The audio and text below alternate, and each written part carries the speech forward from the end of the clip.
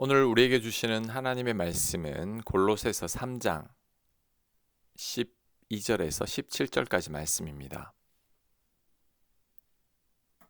12절 그러므로 너희는 하나님이 택하사 거룩하고 사랑받는 자처럼 긍휼과 자비와 겸손과 온유와 오래 참음을 옷 입고 누가 누구에게 불만이 있거든 서로 용납하여 피차 용서하되 주께서 너희를 용서하신 것 같이 너희도 그리하고 이 모든 것 위에 사랑을 더하라. 이는 온전하게 매는 띠니라. 아멘. 어제 말씀이 땅의 것을 찾지 말고 위의 것을 찾으라는 말씀이었습니다. 옛사람을 벗고 새 사람을 입으라는 말씀이었습니다. 더불어 땅의 것과 옛사람의 본성이 어떠한 것인지를 설명했습니다. 오늘 본문은 위의 것과 새 사람의 본성이 어떠한 것인지를 설명합니다. 그것이 바로 긍휼과 자비와 겸손과 온유와 오래 참음과 용납과 용서입니다. 긍휼은 가엾게 여기는 마음입니다. 자비는 타인을 불쌍히 여기는 마음입니다. 겸손은 나보다 남들을 낮게 여기는 겁니다. 온유는 겸손보다 더 업그레이드된 겸손입니다. 오래 참음은 한번 참고 그치는 게 아니라 오래 견디고 내 감정을 다스리는 겁니다.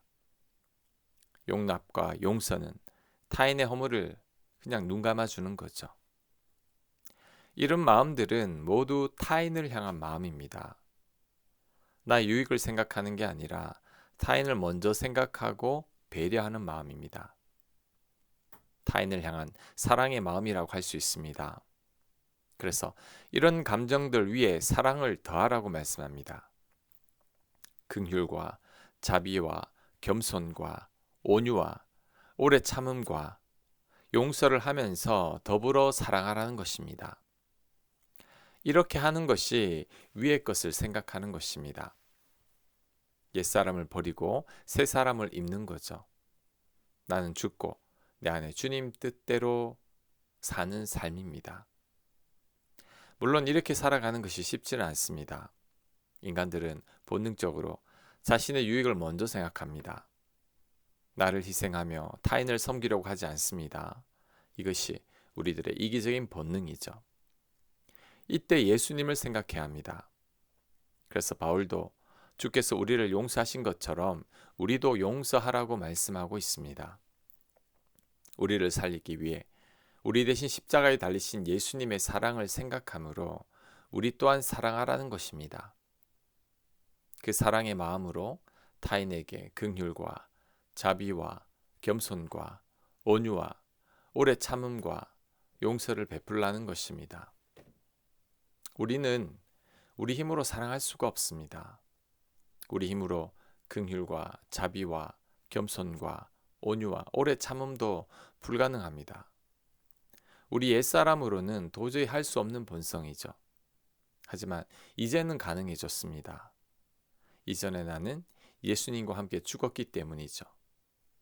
이제 우리 안에 예수님이 거하시면서 우리를 돕고 계시기 때문입니다.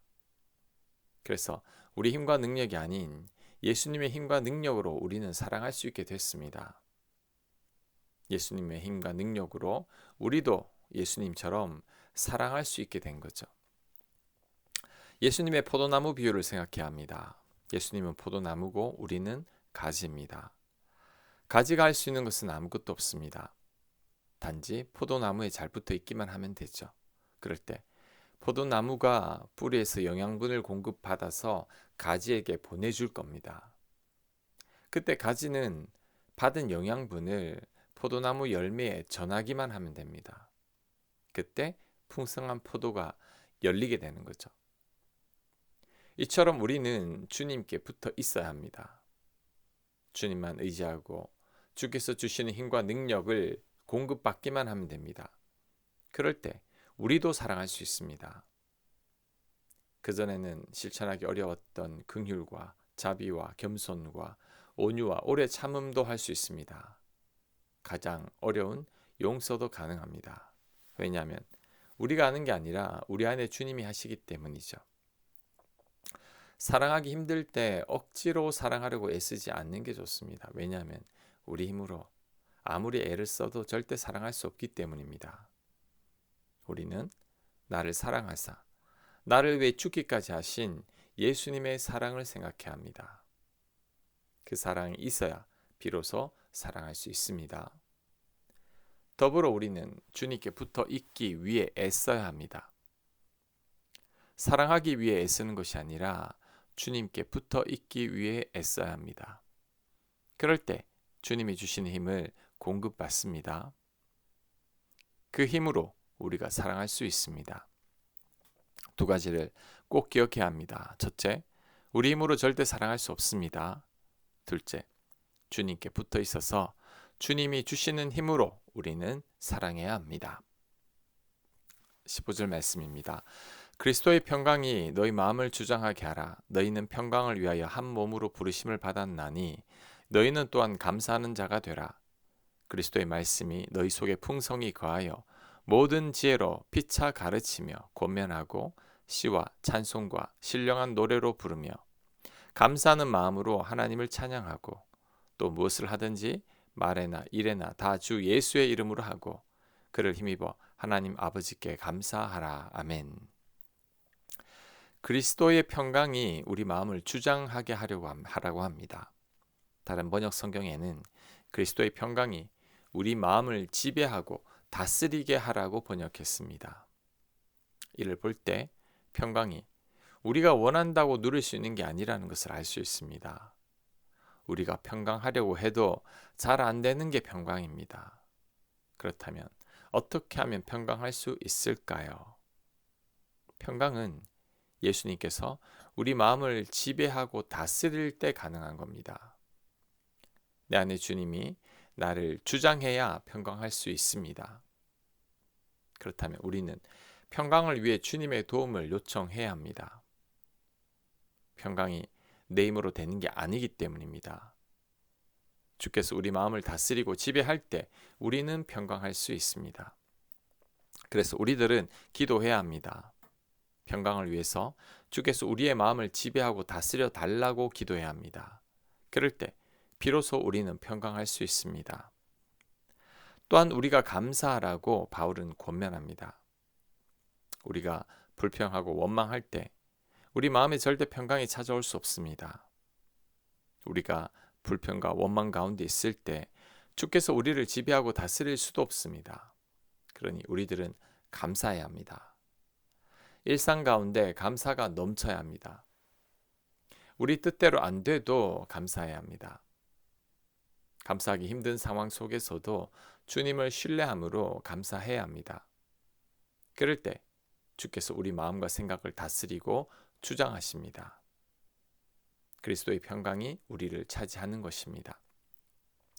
마지막으로 바울은 우리 가운데 그리스도의 말씀이 풍성히 거하게 하라고 말씀합니다. 말씀이 우리 안에 가득할 때 우리들의 생각과 마음이 바뀝니다. 염려하지 말라는 말씀이 우리 안에 가득할 때 우리는 염려를 이겨낼 수 있습니다. 감사하라는 말씀이 우리 안에 넘칠 때 우리는 범사에 감사할 수 있습니다. 그러니 그리스도의 말씀이 우리 안에 꽉 차 있어야 합니다. 좋은 말씀, 은혜의 말씀, 격려의 말씀, 위로의 말씀들이 우리 안에 풍성하게 넘쳐야 합니다. 그럴 때 우리가 감사할 수 있습니다.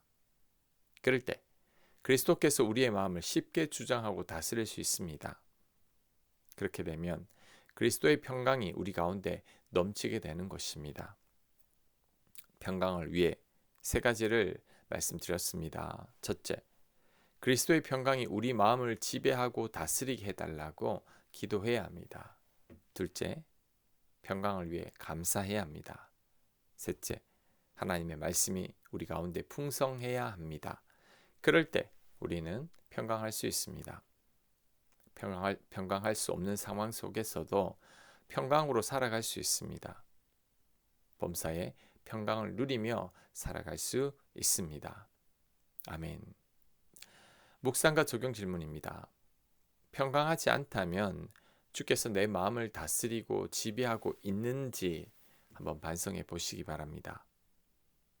나는 평강을 위해 기도하고 있고 감사하고 있는지 반성해 보시기 바랍니다. 평강을 위해 내가 붙들어야 할 하나님 말씀은 무엇입니까? 기도합니다. 저희에게 하나님의 평강을 허락하여 주옵소서. 우리 힘으로 평강을 누릴 수 없으니 하나님께서 우리 마음과 생각을 다스려 주옵소서. 저희 입술에 감사와 하나님 말씀이 넘치게 하여 주시옵소서. 예수님 이름으로 기도합니다. 아멘.